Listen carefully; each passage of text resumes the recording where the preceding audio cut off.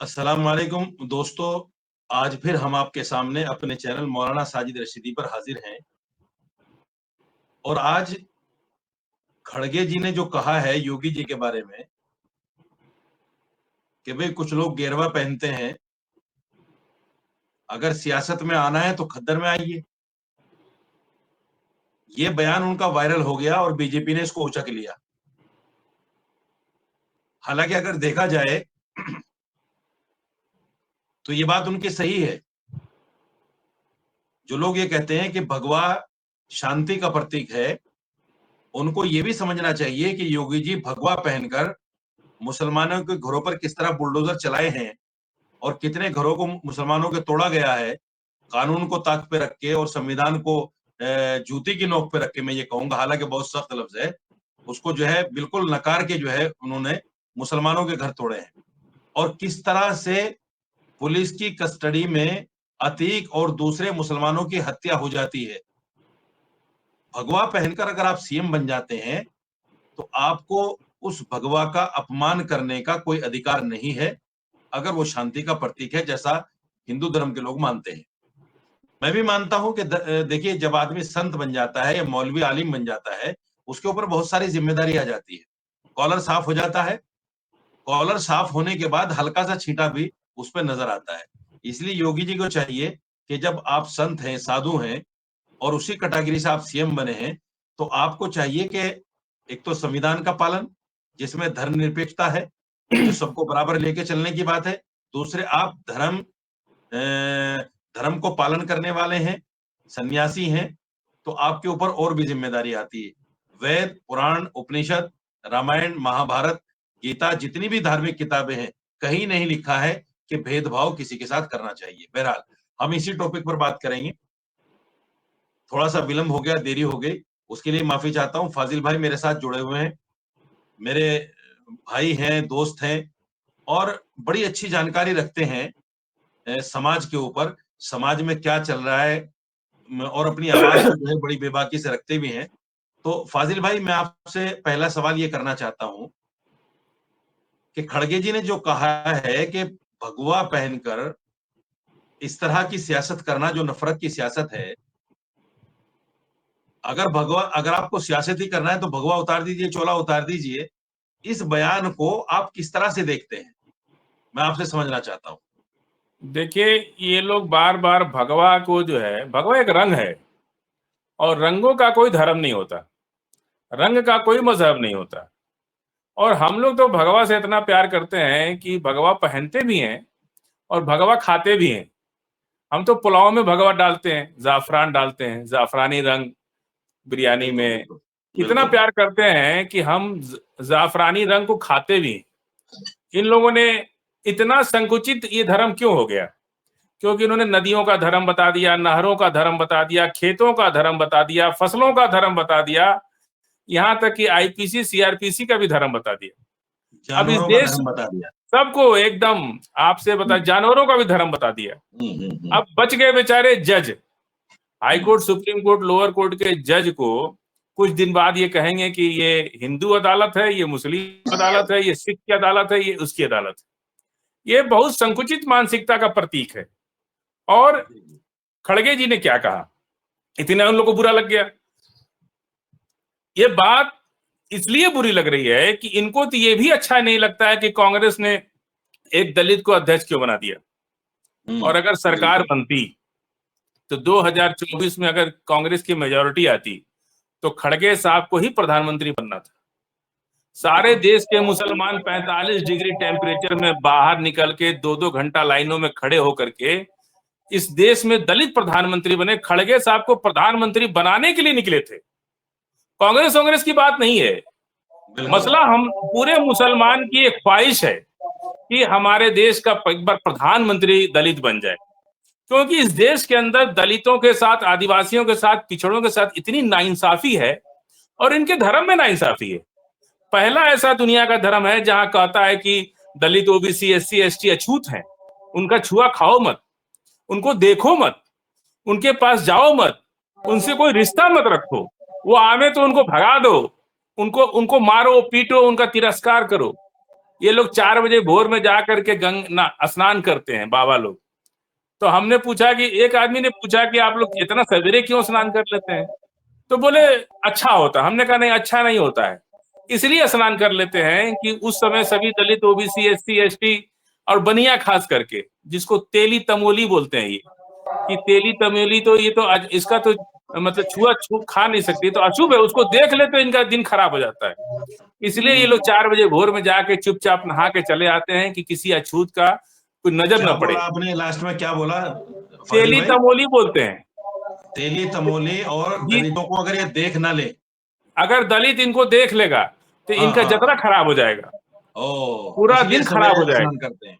इसलिए सुबह जाके स्नान कर लेते हैं, ओहो। क्योंकि सभी लोग सोए रहते हैं और उसी भोर में ही जा करके ये थोड़ा पानी, पहले तो मतलब पहले तो जेट पंप नहीं थे ना कि घर घर पानी है, पहले तो बिल्कुल नदियों का ही रास्ता था। तो ये बिल्कुल लोग बिल्कुल। सुबह उठ करके जाके इसलिए नहा लेते हैं कि किसी भी दलित, ओबीसी, एससी, एसटी और खास करके तेली तेली का अगर देख लेंगे तो इनका पूरा दिन खराब हो जाएगा। वो मजहब, ये मजहब है इनका। चलिए, और एक हमारे चीज, मजहब में अछूत नहीं है, फिर भी हमारे यहाँ जाति धर्म, हम कहते हैं कि वो कहते हैं कि आप वर्ण व्यवस्था का क्यों विरोध करते हैं? हमने कहा कि हमारे अल्लाह ने, हमारे इस्लाम ने कहीं जात नहीं बनाई, फिर भी हमारे यहाँ भी जात बन गई। तो इसका दुष्परिणाम, आपने जो वर्ण व्यवस्था बना रखा है, वो एक माहौल का असर पड़ता है, उसका बिल्कुल दुष्परिणाम हम भुगत रहे हैं। बिल्कुल आपके बिल्कुल। किए पापों की सजा हमको मिल रही है। इसमें एक हमने चीज, मजहब बदल लिया, इसमें एक हमने चीज और अपना जोड़ धर्म। देता हूं मैं। इसमें एक चीज और जोड़ देता हूं। शूद्र, ढोर और नारी, कुल ताड़न के शूद्र अधिकारी। गंवार नारी। हाँ हाँ, ये जो श्लोक है रामचरितमानस में, हाँ। मैं समझता हूँ कि ये जो चौपाई है, ये ही अपने आप में दर्शाती है इस बात को कि भाई ये दलितों के साथ, अछूतों के साथ, ओबीसी के साथ, एससी एसटी के साथ इनका क्या रवैया है, क्या सोच है। देखिए, आपने सही कहा और मैं भी कहता हूँ इस बात को कि हमारे यहाँ छुआछूत नहीं है। हमारे यहाँ धोबी, सक्का, नाई, जुलाहा, तेली और जितने भी ये छोटी जाति के लोग हैं, इनको भी मस्जिद में बराबर का दर्जा दिया जाता नहीं है। नहीं, ये छोटी जात है ही नहीं। नहीं, मैं एक बात कह रहा हूं, जितना आपने अगर नाम हम, लिया, इसमें कोई छोटा बड़ा नहीं है। सर मैं सिर्फ इसलिए कह रहा हूं कि जैसे समाज में कुछ एक व्यवस्था है जो पहले लोगों ने बना रखी है, हालांकि गलत है वो। इस्लाम में तो ये चीज है ही नहीं। इस्लाम ने तो जब जब किसी ने कलमा पढ़ लिया, तो वो एक सूत्र में, एक धागे में आ गया। क्या काला, क्या गोरा, क्या लंबा, क्या छोटा, क्या सैयद, क्या कसाई, क्या धोबी, सब एक धारे में आ गए। उनके यहाँ कोई मसला नहीं, इस्लाम में कोई मसला नहीं है। मैं ये कहता हूं कि जो समाज ने एक वर्ण व्यवस्था बना रखी है, उसमें भी जब हम मस्जिद में जाते हैं, कि अगर एक छोटी जाति का तेली या जुलाहा, नाई, धोबी, कोई भी आदमी पहली सब में जाके खड़ा हो जाए, तो किसी अमीर या बादशाह की ये हिम्मत नहीं, वो ये कह दे कि तू छोटी जाति है, पीछे चला जा। ऐसी कोई हिम्मत नहीं कर सकता। ये इस्लाम की व्यवस्था है। बहरहाल, मैं आपसे एक चीज और समझना चाहता हूं। देखिए, ये लोग ये कहते हैं ये लोग ये कहते हैं कि भाई हमारे यहाँ जाति का कोई, ये तो बाद में हुआ है सब, धार्मिक व्यवस्था इस तरह की नहीं है, ये बाद में सब कुछ बना है। और हम जो एक यानी हिंदू सब एक है। हालांकि जैनी अलग है, सिख अलग है, बुद्धिस्ट अलग है, और पता नहीं कितने धर्म है, वो सब अलग है, लेकिन ये सबको जोड़कर हिंदू मानते हैं। आप उसको क्या कहते हैं? देखिए, हिंदू कोई धर्म नहीं है। हिंदू जो है एक क्षेत्र है, एक रीजन है। हम सब हिंदू हैं। नवाज शरीफ, इमरान खान भी हिंदू है। हम ही नहीं, नवाज शरीफ, इमरान खान, सिंधु नदी के इस तरफ रहने वाले जितने लोग हैं, सब सैंधु होते थे, सैंधु। हम्म, हम लोग बाकायदा समाज शास्त्र की किताब में सिलेबस है ये। जी जो आर्य जब भारत में आए, जैसे बिहार के लोग जी जी गाड़ी नहीं बोलते हैं, गाड़ी बोलते हैं। जी जी शब्द को उच्चारण जो है उनका ड़ को र निकलता है। तो जी जी। जब जब आर्य भारत में आए तो वो सैंधु को हैंदू बोलने लगे। सौ को वो ह बोलते थे, उच्चारण उनका ह होता। हम्म, हैंदू से होते होते ये हिंदू हुआ। जो हम्म, भी बीए का, स्नातक का समाज शास्त्र का छात्र है, वो बखूबी इस बात को जी, जानता है कि बिल्कुल। वो क्षेत्र नहीं है। अब दूसरी बात, इनकी जो हिंदू रिलीजियस यानी सनातन धर्म जो ये लोग अभी 2-3 साल से कहने लगे, क्योंकि इनको भी ये जो है हिंदू अच्छा नहीं लग रहा था। इनको भी पता हो गया कि भाई अभी हिंदू चलेगा नहीं, तो सनातन धर्म 2-3 साल से हम सुनने लगे। हिंदू कुश पर्वत समझ रहे हैं, अफगानिस्तान पाकिस्तान के बॉर्डर पे एक हिंदू कुश पर्वत है, वो इनका पवित्र जगह है। हिंदू कुश पर्वत के इधर रहने वाला सभी हिंदू है, मतलब वो ये चाहते हैं कि असली पवित्र जगह इनकी हिंदू कुश पर्वत है, जो पाकिस्तान के पास है। एक्चुअल जो पाकिस्तान की डिमांड 1936 में आई थी, तो जो तत्कालीन आरएसएस प्रमुख थे, उन्होंने अंग्रेजों से कहा था कि क्योंकि इंडिपेंडेंट भारत की जो पार्लियामेंट में, ब्रिटेन की पार्लियामेंट में बिल आ चुका था कि भारत को अब आजाद कर देना है, तो 1936 में ही टू नेशन थ्योरी और ये सब सावरकर और सब लोग गोलमेज सम्मेलन तक अगर हम जाएं तो बहुत लंबी डिबेट हो जाएगी। तो उन्होंने कहा, तत्कालीन आरएसएस प्रमुख ने अंग्रेजों से वादा कर ले लिया कि आप हमको हिंदुकुश पर्वत के पास एक छोटा सा देश बना के दे दीजिए, जहां सिर्फ हम अपने सनातन धर्म का वो देश होगा, सनातन धर्म को आगे बढ़ाने के लिए हम रिसर्च सेंटर और उससे जुड़े हुए लोगों का एक देश बना दीजिए हमको। और अंग्रेजों ने इन लोगों से वादा कर लिया था कि हम आपको हिंदुकुश पर्वत के पास एक छोटा सा देश बना के दे देंगे, और इसी वादे के तहत इन्होंने अंग्रेजों से लड़ाई लड़ना छोड़ दिया था। इन्होंने इसीलिए अंग्रेजों के साथ इनकी जो लड़ाई थी वो खत्म हो गई थी। एक भी आप वाकया, पूरे 100 साल का लंबा इतिहास है आजादी के भारत का, आरएसएस के लोग उस लड़ाई में शामिल नहीं होते थे, बल्कि अंग्रेजों की मदद करते थे। बिल्कुल। कल जो है एक बाबा थे, एक चैनल पर मुझसे कहे कि आप लोग वंदे मातरम नहीं कहते। मैंने कहा क्यों नहीं कहते, उसकी वजह है, हम जब बच्चे थे तो हमारे दादा ने हमको बताया था, मेरे यहाँ 3 आदमी को जो है अंग्रेजों ने तोप के सामने बांध के उड़ा दिया था, उनका बाकायदा स्मारक है।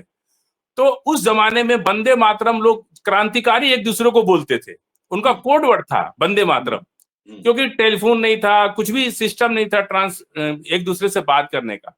तो क्या हुआ कि कुछ क्रांतिकारी हमारे यहाँ छिपे हुए थे, अंग्रेजों के खिलाफ 1942 का आंदोलन चल रहा था, गांव-गांव में आंदोलन चल रहा था, तो कुछ लोग बाहर से आवाज देते हुए जा रहे थे, वंदे मातरम वंदे मातरम। तो जो छिपे हुए क्रांतिकारी थे, उन लोगों ने ये सोचा कि कोई क्रांतिकारी हमारी मदद के लिए आ गया है। वो लोग छिप करके बाहर आ गए, और जैसे ही बाहर आए देखा कि उनके साथ तो अंग्रेजी सिपाही बैठा खड़ा हुआ है। अंग्रेजी सिपाहियों ने उनको पकड़ लिया, और पकड़ने के बाद उसमें से 3 आदमी को ले आकर के उसी गांव के बाहरी हिस्से में तोप लगा करके उसके सामने बांध करके उसको उड़ा दिया तोप के सामने। इसलिए वंदे मातरम से हमको आज भी डर लगता है कि आप वंदे मातरम कह के कहीं हमारी हत्या न करा दो, क्योंकि दुश्मनी आज भी आपकी खत्म नहीं हो रही है। वंदे मातरम से हमको इसलिए बुरा लगता है कि हमको लगता है कि कोई धोखा देने आ गया हमको, कोई एक दिमाग में खौफ बैठा हुआ है कि ये वंदे मातरम कह करके हमारी हत्या करा देगा, ये वंदे मातरम कह के हमारे देश का संविधान खत्म कर देगा, ये वंदे मातरम करके हमको अछूत से अछूत बना देगा, ये वंदे मातरम कह के हमारी रोजी रोटी छीन लेगा, ये वंदे मातरम कह के हमारी नौकरियां छीन लेगा। इसलिए हम वंदे मातरम से डरते हैं, और कोई बात नहीं है। नहीं तो वंदे मातरम ए आर रहमान ने कितना अच्छा गाना गाया, हमको कोई दिक्कत नहीं, लेकिन वंदे मातरम का इतिहास बहुत काला है। जी बिल्कुल बिल्कुल। हम वापस आते हैं मुद्दे पर। योगी जी के बारे में जो खड़गे जी ने कहा है मेरा मानना यह है कि बीजेपी एक पिच सजाती है और कहीं ना कहीं कांग्रेस उस पर खेलना शुरू कर देती है। तो मैं समझता हूं कि खड़गे जी को ये कहने की जरूरत ही क्यों पड़ी थी, भाई आप कहां कांग्रेस के अध्यक्ष नेशनल प्रेसिडेंट और कहां योगी जी को आप टारगेट कर रहे हैं। तो ये आपका स्तर नहीं है। जानबूझकर आपने एक रास्ता दे दिया बीजेपी को कांग्रेस को के ऊपर प्रहार करने का। क्या ये सच नहीं है? देखिए, मेरा मानना इसमें थोड़ा सा अलग है। खड़गे साहब ने बिल्कुल सही कहा, कोई गलत नहीं इसमें, क्योंकि सियासत एक 2 गाड़ियों की रेस होती है। जो गाड़ी स्लो चलेगी वो पीछे हो जाएगी, जो गाड़ी अच्छी चलेगी वो आगे हो जाएगी। तो सियासत एक गाड़ियों की रेस है। उस सियासत अगर आप नहीं बोले तो भी पीछे हो जाएंगे, बोले तो कुछ न कुछ तो होगा ना। आज क्यों मुसलमान कह रहा है कि कांग्रेस बहराइच पे नहीं बोल रही, बीजेपी बोल रही, तो सपा बहराइच पे नहीं बोल रही, जितने भी मुसलमान इशू होते हैं उस पर नहीं बोल रही है। अगर बोलने लगेगी तो फिर लोग कहते हैं कि ये तो बीजेपी को फायदा पहुंचा रहा है, ओवैसी साहब बोलते हैं तो लोग कहते हैं तो बीजेपी को फायदा पहुंचा रहा है। तो बोलना जरूरी है। और भगवा, जहां तक भगवा की बात हुई, व्हाइट कलर का राजनीति में उपयोग क्या है, ये सफेद ही हम क्यों पहनते हैं, भारत की राजनीति में सफेद रंग का महत्व क्या है। कल एक एंकर ने मुझसे, लड़की थी, उसने ये सवाल किया कि आखिर सफेद पर इतना जोर क्यों दे रहे। मैंने कहा कि सियासत में जब कोई आता है तो सफेद रंग कफन का होता है, ये कफन मैंने पहना है। जब हम सफेद रंग का कुर्ता या पजामा या जो भी कफन सफेद रंग का जब हम कपड़ा पहनते हैं तो हम अपनी अभिलाषा को मार देते हैं, अपने शौक को मार देते हैं, अपनी तमाम चीजों को जो हम हमारे लिए हमारी जिंदगी के लिए जरूरी है उसको बहुत कुछ को सेक्रीफाइस करते हैं, त्याग करते हैं। तो जब हम सफेद पहनते हैं तो हम पिक्चर हॉल में नहीं जाते, हम पब्लिक प्लेस पर नहीं खड़े होते, हमको कोई 1,000 रुपया मीटर है या 10 रुपया मीटर है फर्क नहीं पड़ता। और हम कभी भी इसको जब हम व्हाइट पहनते हैं तो आप ये मान लीजिए कि हम मुर्दा हो चुके हैं अंदर से, सिर्फ हमारा जिस्म चल रहा है, हम मुर्दा हैं। हमें लालच का त्याग करना है, हमें शौक का त्याग करना है, हमें अपने बाल बच्चों की ख्वाहिशों का त्याग करना है, अपने अपने जमीन जायदाद का त्याग करना है। ये एक मुर्दे का रंग है, एक कफन का रंग होता है सफेद। इसलिए सियासत में जब आप आइए तो आप और आपके परिवार से ज्यादा देश कीमती है, संविधान कीमती है। लेकिन फाजिल भाई, ये जो आप कह रहे हैं बात बिल्कुल जायज है आपकी, लेकिन ये उस वक्त सही लगता है जब ये सियासी आदमी खिदमत खल्क करे। ये सियासी आदमी जुआ ना खेले कि 1 करोड़ लगाए 10 करोड़ कमाए। आज तो यही हो रहा है उल्टा सब, कि जो खद्दर में आता है, जो सफेद कपड़ों में आता है, नेता बन जाता है, वो 1 लाख लगाता है 10 लाख कमाता है, 1 करोड़ लगाता है 50 करोड़ कमाता है। और उनका काला धन देखिए, उनकी उनकी आमदनी देखिए, उनके पास प्रॉपर्टी देखिए और उनके बैंक बैलेंस देखिए। सारा जितना पैसा काला धन के नाम पर है, ये सारा सियासी लोगों का तो है। तो फिर कहाँ देखिए, अभिलाषा कहाँ खत्म हो गई?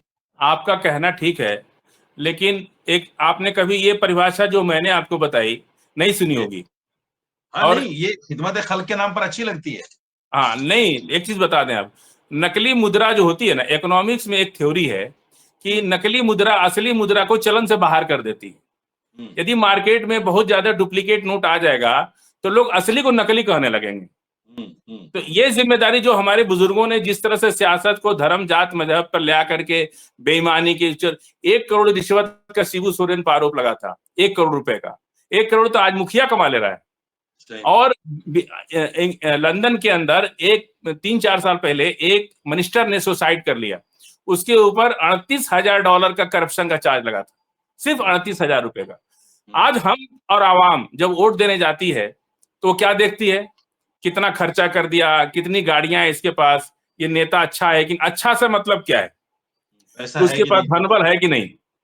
पार्टियां हैं जो टिकट दे रही वो क्या देखती हैं, वो ईमानदारी थोड़ी देखती है।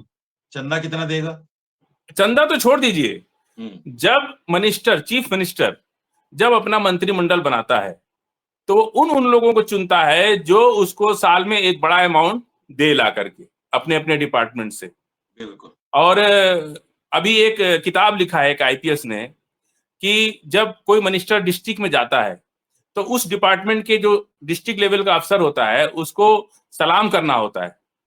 सलाम का मतलब माल कितना, खाना कितना, सेवा कितना। तो इस तरह से बहुत से ईमानदार अफसर शटनिंग में हो जाते हैं, बेईमान अफसर। तो वो जिले से कलेक्ट करते करते एक सरकारी तनख्वाह की बात छोड़ दीजिए, हम ब्लैक मनी की बात कर रहे हैं। जो कमीशन 40% कर्नाटक में देखिए पूरा मुद्दा ही बन गया 40%। कौन सा स्टेट मुखिया से लेके प्राइम मिनिस्टर ऑफिस तक आप किसी को ये इनकार नहीं कर सकते कि आज कोई भी सरकार करप्शन पर कोई सख्त कानून बनाई। जिस तरह का यूएपीए कानून है, जिस तरह से उसी तरह का सख्त कानून इन पॉलिटिशियंस के लिए होना चाहिए। क्योंकि पॉलिटिशियन, अगर विधायक जो है फोन करता है दरोगा को, थानेदार को, कहता है तुमने इसमें रिश्वत ले लिया, तो फोन मुंह पे तो नहीं बोलता दरोगा, लेकिन फोन काट के कहता है कि अपनी रिश्वत याद नहीं आती है। हाँ, बिल्कुल। जब आप खुद बेईमान हैं, आप दूसरे को बेईमान कैसे कह सकते हैं? सही बात। एक विधायक जो है, जो मोटरसाइकिल नहीं था जिसके पास, उसके पास 20-20 गाड़ियां, घर, बंगले आ जाते हैं, ये दुनिया जाती। लेकिन आज भी हमारे देश की जनता, अब हम लोग बीजेपी का चाहे कितना भी अच्छा नेता होगा, हम लोग उसको वोट नहीं देंगे, कभी नहीं दे सकते। इसी तरह उधर भी है। फाजिल भाई एक चीज है, माफ कीजिएगा, देखिए बीजेपी के जो अध्यक्ष हैं जेपी नड्डा, वो कोई इस तरह का बयान नहीं देते जिसको विपक्ष जो है मुद्दा बना ले। तो विपक्ष में जो बड़े नेता हैं, जैसे अभी खड़गे जी का जिक्र हुआ, इनको क्या जरूरत पड़ी ऐसा बयान देने की कि सत्ता पक्ष में बैठे लोग उसको मुद्दा बना ले? इनके बहुत सारे नेता हैं, छुड़वैये नेता, उनको देना चाहिए इस तरह का बयान। ये सामने आके ऐसा क्यों है? अब जैसे राहुल जी हैं, वो इस तरह के बोल वचन करते हैं, इस तरह के भाषण देते हैं, कि उनको पप्पू तक कह दिया जाता है। उनको जो है 10 तरह की बातें कही जाती हैं कि साहब इनको तो बोलना नहीं आता, कहना नहीं आता, कुछ भी बोल जाते हैं। तो ये जो शेष नेतृत्व है कांग्रेस का, क्या इसको जो है बचना नहीं चाहिए इन तमाम चीजों से? देखिए, बीजेपी के नेता तो बहुत बोलते हैं, बहुत ज्यादा बोलते हैं, अननेसेसरी। नड्डा जी से लेकर के और गांव का चवनिया कार्यकर्ता तक बहुत कुछ बोलते हैं, लेकिन सत्ता पक्ष के और विपक्ष के लोग उसको समझ ही नहीं पाते हैं कि इसको मुद्दा बनाए कि ना बनाए। हाँ, बिल्कुल, देखिए, बिल्कुल। आप आई एग्री। 10 लाख लोगों को नवेद देते हैं हम्म, और 1 करोड़ का सामान ला कर रख देते हैं। हम्म, आपका बावर्ची कितने का है? 20-25 हजार रुपए का। हम्म, लेकिन 20-25 हजार का आदमी आपकी करोड़ों के सामान को बर्बाद कर देगा। हम्म, तो मुद्दे तो ये लोग बहुत देते हैं, लेकिन हम्म, कांग्रेस और सपा ये लोग पकड़ नहीं पाते उन मुद्दों पकड़ को, नहीं पाते। पकड़ नहीं पाते। जी, जी। जैसे जब आरडीएक्स पुलवामा अटैक हुआ था, तो जिस कांग्रेस पार्टी को जिला प्रदर्शन करना चाहिए, तहसील तक प्रदर्शन करना चाहिए कि हमारे जवान मरे कैसे, आरडीएक्स आया कैसे, ये हम्म, लोग तो खुद ही बिल में घुस गए हम्म, और उसको मुद्दा ही नहीं बना पाए। नतीजा उसके सामने है। तो चूंकि लंबे समय से विपक्ष की राजनीति कर रही है भाजपा, तो उसे मुद्दा बनाना आता है। और सबसे बड़ा जो खान सर कहते हैं बिहार वाले कि नोएडा चैनल की विश्वकन्या इस देश को बर्बाद कर देंगी, तो हम्म, उनका सपोर्ट है इनको, और इन्होंने हम्म, उनको मजबूर कर दिया है सपोर्ट लेने के लिए। तो मुद्दा तो बहुत कुछ होता है, लेकिन कांग्रेस और विपक्ष के दलों के पास, चूंकि ये लोग ना पॉलिटिशियन के बच्चे हैं, मतलब खुद पॉलिटिक्स नहीं किए हैं, इनको जमीनी ज्ञान नहीं है, अपने देश का भूगोल भी नहीं पता, बिल्कुल, फसल बिल्कुल। नहीं पता इनको, कल्चर नहीं पता और सिस्टम नहीं पता, इसके पहले क्या घटना है वो कुछ पता नहीं। तो ये लोग मुद्दे को कैच नहीं कर पाते, मुद्दा बना नहीं अब पाते। एक बड़ा अहम सवाल और है फाजिल भाई। देखिए, कोई भी मुद्दा हो, छोटे से लेकर बड़े तक, उसको कहीं ना कहीं हिंदू मुस्लिम टच दे दिया जाता है। और जो बीजेपी के प्रवक्ता हैं, वो जब देखते हैं कि मुसलमान मुसलमान बोलने से काम नहीं चलता है, तो बांग्लादेश और पाकिस्तान चले जाते हैं। जब देखते हैं बांग्लादेश और पाकिस्तान से भी काम नहीं चलता है, तो अफगानिस्तान चले जाते हैं और सऊदी तक पहुंच जाते हैं। मुसलमान जो है, मुसलमान सिर्फ हिंदुस्तान में रहकर बात करता है। हम क्यों इनको दूर से घेर कर नहीं लाते जिस तरह ये हमें घेरने की कोशिश करते हैं? और दूसरी बात ये कि इन लोगों के पास क्या सच में, कुछ लोग जानते हैं, मैं भी मानता हूं इस बात को, कि देखिए जो असल मुद्दे हैं वो तो इनके पास है ही नहीं, जो काम इनको करने चाहिए वो तो कर ही नहीं रहे हैं। लेकिन क्या वाकई ये सत्य है, सच्चाई है इस बात में कि ये लोग बात को घुमाने के लिए पाकिस्तान सऊदी अरब तक चले जाते हैं? या जानबूझकर मुसलमानों को टारगेट करना इनकी फितरत बन गई ताकि वोट बैंक हमारा जमा रहे, जच्चा रहे? देखिए, देश वेश से इनको कोई मतलब नहीं है, और ये जो टीवी में डिबेट करने बाबा लोग आते हैं, ये तो धार्मिक भी नहीं है। और आपने कहा रामायण की बात, शूद्र, और इनकी कोई किताब ऐसी नहीं है जिसमें अस्पृश्यता ना हो, छुआछूत ना हो, भेदभाव ना हो और नफरत ना हो। बिल्कुल, बिल्कुल। कोई प्रॉफिट दुनिया का कोई प्रॉफिट, किसी के हाथ में तलवार नहीं है, अस्त्र शस्त्र नहीं है। लेकिन इनके सारे प्रॉफिट्स के हाथ में अस्त्र शस्त्र किसके लिए है? तब तो मुसलमान नहीं थे उस जमाने में, भगवान राम के जमाने में तो मुसलमान नहीं थे। फिर ये तलवार से किसको काटते थे? इन्होंने काटा शंभुक ऋषि को। शंभुक ऋषि दलित थे। रामायण में, वाल्मीकि रामायण में, तुलसी रामायण में उन्होंने निकाल दिया। वाल्मीकि रामायण में बाकायदा शंभुक ऋषि का वध का वर्णन है। और हुआ क्या उसमें कि एक ब्राह्मण का बच्चा 19 साल की उम्र में इंतकाल कर गया। तो विश्वामित्र ने कहा कि भगवान राम से कि कोई न कोई अछूत जो है तपस्या कर रहा है भगवान की, इसके चलते दुष्परिणाम में भगवान ने अकाल मृत्यु हमारे राज्य में कर दी। भगवान राम को लेके गए, जंगल जंगल घूम रहे थे, तो शंभुक ऋषि एक बहुत बढ़िया कुटिया बना करके और तपस्या कर रहे थे कुछ अपने चेलों के साथ। तो भगवान राम और विश्वामित्र दोनों लोग वहां रुक गए, और रुकने के बाद उन्होंने पूछा कि आप तो बहुत अच्छी तपस्या कर रहे हैं, आप मतलब किस वर्ण के हैं? तो उन्होंने कहा कि हम शूद्र हैं। जैसे ही शूद्र कहा, बाकायदा इस पर फिल्में बनी हैं, डॉक्यूमेंट्रीज बनी हैं, शूद्र जैसे ही कहा, उन्होंने उसकी हत्या कर दी। और विश्वामित्र ने कहा, देखिए राजन, मैं कह रहा था ना कि कोई ना कोई दलित जो है, शूद्र जो है, यहाँ तपस्या कर रहा है। उन्होंने हत्या कर दी। वही एक दिन देवकी नंदन ठाकुर से मैंने पूछा कि आप इतना अच्छी रामायण बोलते हैं, प्रवचन जब करते हैं, तो आप शंभुक ऋषि का वध क्यों किया, ये नहीं बताते? महाबली बाली की हत्या कर दिया इन्होंने। इतने ताकतवर बाली थे कि भगवान राम ताड़ के पेड़ के पीछे छिप के वार किए। सोचिए कितने वो ताकतवर थे।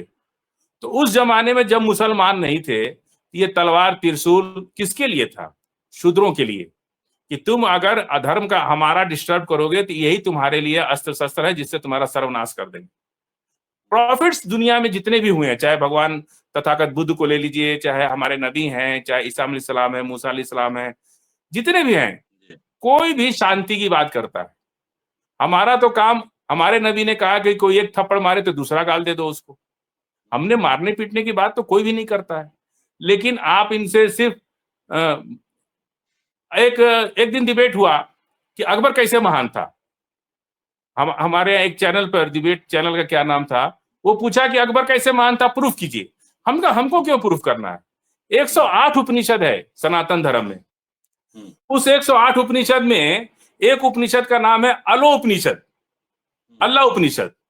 उस उपनिषद में पूरा अकबर की तारीफ की गई है और कहा गया है कि अकबर महान था, हमें उसकी पूजा करनी चाहिए, वो भगवान का दूत है।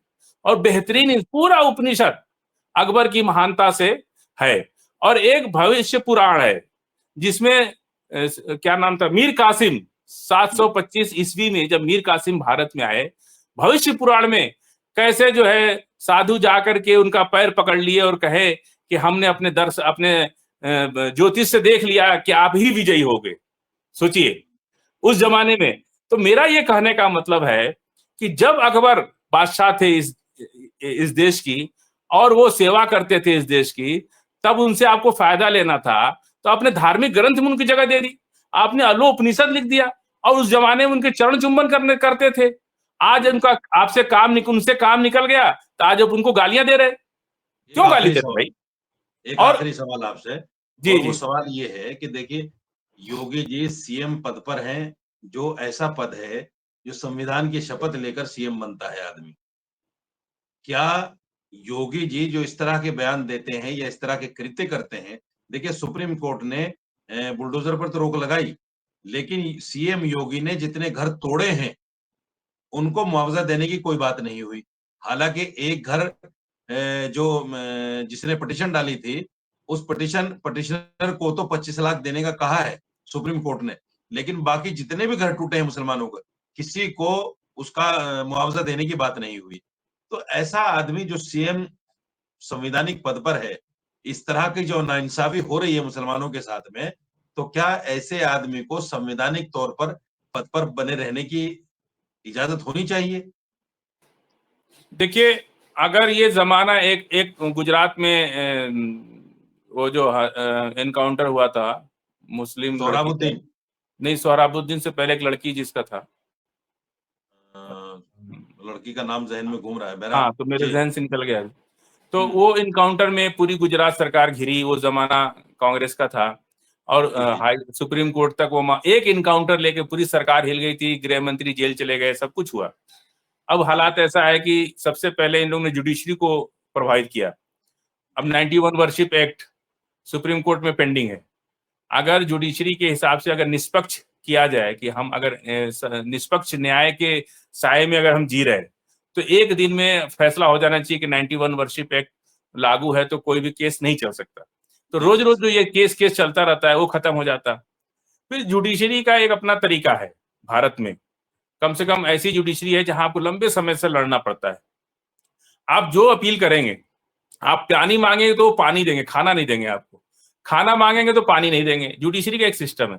जो लोग अपने मुआवजे की लड़ाई लड़ते हैं उनको मिलता भी है और लड़ना पड़ता है, चाहे उनकी जगह पे आप लड़िए या हम लड़े या वो खुद लड़े, बिना लड़े नहीं मिलता है। तो जुडिशरी का तो अपना तरीका है। अब विपक्ष की राजनीति में अखिलेश यादव, सदन जब चलता है, एक तो सदन चलता नहीं उत्तर प्रदेश में, सिर्फ खाना पूर्ति के लिए चलता है।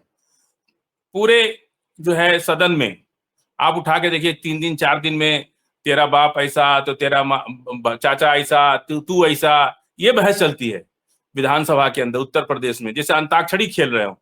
और कभी भी कोई अपने टाइम का इंतजार नहीं करता। उसने उसके बाप को गलिया दिया तो उसने उसके बाप को गलिया दिया, वो उसको तू कर रहा है तो वो उसको तू कर रहा है। ऐसा लगता है ये दोनों लोग यही चाह रहे हैं कि तू में करके 2-3 दिन कट जाए। तक की बात होती है कि छक्का क्या क्या है हाँ, समझना चाहिए। ये सोचिए कि विधानसभा का ये लेवल हो गया है कि तू छक्का, बिल्कुल बिल्कुल तेरा बाप छक्का। ऐसे परिस्थिति में, और हम लोग तो सियासत में है नहीं, विधानसभा में तो है नहीं, हम लोग तो TV channel, debate, social media पे बोल सकते हैं, लेकिन उसका असर नहीं पड़ता है।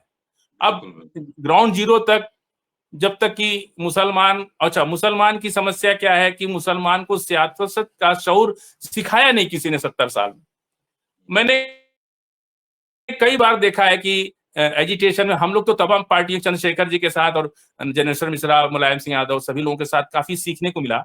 लेकिन सामान्य मुसलमान, 10,000 मुसलमान इकट्ठा होता है और 10 पुलिस वाला आ जाता है, 10,000 लोग भाग जाते हैं। कोई खड़ा नहीं होता है। इसलिए खड़ा नहीं होता कि खड़े होने की आदत नहीं पड़ी।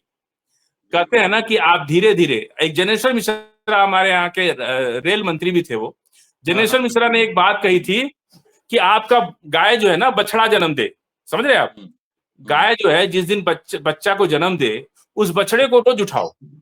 जिस दिन वो बछड़ा भैंसा हो जाएगा उस दिन भी तुम उठा लोगे उसको, लेकिन उसे रोज उठाना पड़ेगा, प्रैक्टिस करना पड़ेगा। तो राजनीति भी एक प्रैक्टिस की चीज है। जब हम छोटी छोटी लड़ाइयों को लड़ते हैं तो बड़ी लड़ाई लड़ने की ताकत धीरे धीरे आ जाती है। हमने लड़ा ही नहीं 70 साल में कभी। हम कभी कांग्रेस का मुंह देखते रहे, कभी सपा का मुंह देखते रहे, कभी आरजेडी का मुंह देखते रहे, कभी हमने अपनी लड़ाई, अब 14 के बाद थोड़ा थोड़ा जो लड़ना शुरू हुआ है, मुसलमान थोड़ा जागा है, थोड़ा लड़ना शुरू हो रहा है। हम समझते हैं कि अभी 5-10 साल और लगेगा, इसके बाद आपको किसी की जरूरत नहीं पड़ेगी कि मुलायम सिंह यादव, अरे अखिलेश यादव बहुत उठाते हैं कि शुक्रिया नहीं उठाते आदिल हैं। भाई। हाँ हाँ, बहुत शुक्रिया आपका। अब जब मुसलमान लड़ना शुरू हुआ है तो आप देख रहे होंगे तौकीर रजा जैसा आदमी, उस पर बाकायदा डिबेटें होती हैं कि साहब तौकीर रजा ने 24 के आने का ऐलान कर दिया और तौकीर रजा जो है भड़काऊ भाषण दे रहे हैं और फला दे रहे हैं। कभी हम बोल जाते हैं तो हमारे ऊपर इस तरह के चार्ज लग जाते हैं। बहुत सारी एफआईआर भी हैं, बहुत सारे केसेस भी हैं। यानी कुल मिलाकर ये है कि मुसलमान को जागना पड़ेगा। मुसलमान अगर अपने अधिकारों के लिए, अपने हक के लिए नहीं जागेगा और संवैधानिक तरीके पर सड़कों पर नहीं आएगा, तो मुसलमान का इस देश में कुछ नहीं हो सकता। ये सच्चाई है। आज देखिए सबसे बड़ा मसला वक्फ बोर्ड बिल का है। जेपीसी जिस तरह की हरकतें कर रही है कि ऐसे लोगों को बुलाकर उनसे प्रेजेंटेशन ले रही है जिनका वक्फ बोर्ड से कोई लेना देना नहीं, जिनकी कोई जानकारी नहीं, वक्फ बोर्ड पर कोई उनका काम नहीं, लेकिन उनको बुलाकर प्रेजेंटेशन लिया जा रहा है। और जो लोग टीवी में बैठकर बाकायदा बोल रहे हैं, सबूत के साथ बोल रहे हैं, उनको कभी कोई कॉल तक नहीं आती। इसलिए मुसलमानों को समझना पड़ेगा कि हमें जो राजनीति करनी है, देखिए मैं एक ये मिनट नहीं और कहता कि लेंगे। भाई मुसलमान जो है अपना डंडा झंडा एक लेकर चले। अगर हम किसी पार्टी को भी साथ लेकर चलें, किसी पार्टी को भी वोट करें, तो उससे बाकायदा हम पहले मुआहिदे तय करें कि हम आपको वोट देंगे, हमें आप क्या दोगे, तभी जाकर मुसलमानों का इस देश में भला हो सकता है।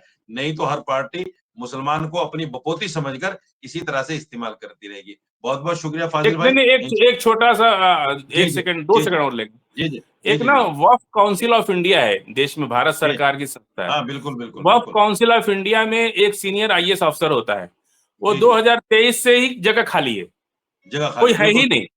और नहीं बिना वो भी वक्फ खाली है, council of Maulana India, Azad foundation को इन्होंने खत्म कर दिया। जी, बिल्कुल तो बिल्कुल वक्फ खत्म कर दिया, काउंसिल माइनॉरिटी इंडिया, मिनिस्ट्री को खत्म सुनिए, कर दिया।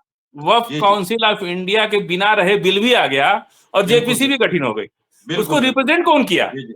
बिल्कुल आप, बिल्कुल। ये बहुत और बड़ा। और दूसरी चीज, एक चीज लास्ट में कह खत्म करते हैं। जी ट्रम्प, कमला हैरिस ये समझती थी कि ट्रम्प तो मुसलमान वोट तो मिलेगा नहीं, हम जो चाहे फिलिस्तीन को कर दे, हमास को कर दे। तो हाँ बिल्कुल। अमेरिका के मुसलमानों ने पूरी दुनिया के मुसलमानों को बता दिया और भारत के मुसलमानों को बता दिया कि कमला हैरिस अगर कांग्रेस बनेगी, आरजेडी बनेगी, अगर समाजवादी पार्टी बनेगी, तो यहाँ के मुसलमान भी ट्रम्प पैदा कर देंगे। हाँ बिल्कुल बिल्कुल बिल्कुल ऐसा नहीं है हम जहर बिल्कुल पी लेंगे, ऐसा नहीं है बिल्कुल कि बिल्कुल। हम छोड़ देंगे। ये अगर नहीं सच्चाई है, हमारी सच्चाई है। आवाज उठाए तो कमला हैरिस बनने की कोशिश करोगे तो हम लोग ट्रम्प पैदा कर देंगे। जी बिल्कुल जी, बिल्कुल। बहुत शुक्रिया। नहीं वही सोच जो अमेरिका में मुसलमानों की थी और उसी सोच के साथ जो ट्रम्प को उन्होंने जिताया है, ये सोच तो वाकई लानी पड़ेगी। जो भी हमारे फायदे के लिए हमारी बात करेगा, हमारा काम करेगा, हमें उसको वोट देना है। बहुत बहुत शुक्रिया। इंशाल्लाह फिर किसी अच्छे टॉपिक के साथ जी जी, हम बहुत हाजिर अच्छा होंगे लगा। आपके सामने। जब तक आप देखते रहिए मेरा चैनल मौलाना साजिद रशीदी। और मेरी ये गुजारिश है, इसको लाइक भी कीजिए, सब्सक्राइब कीजिए, ताकि और इसको शेयर भी कीजिए, ताकि हम अपनी बात को ज्यादा से ज्यादा लोगों तक पहुंचा सकें। बहुत बहुत शुक्रिया। अस्सलाम वालेकुम। वालेकुम सलाम।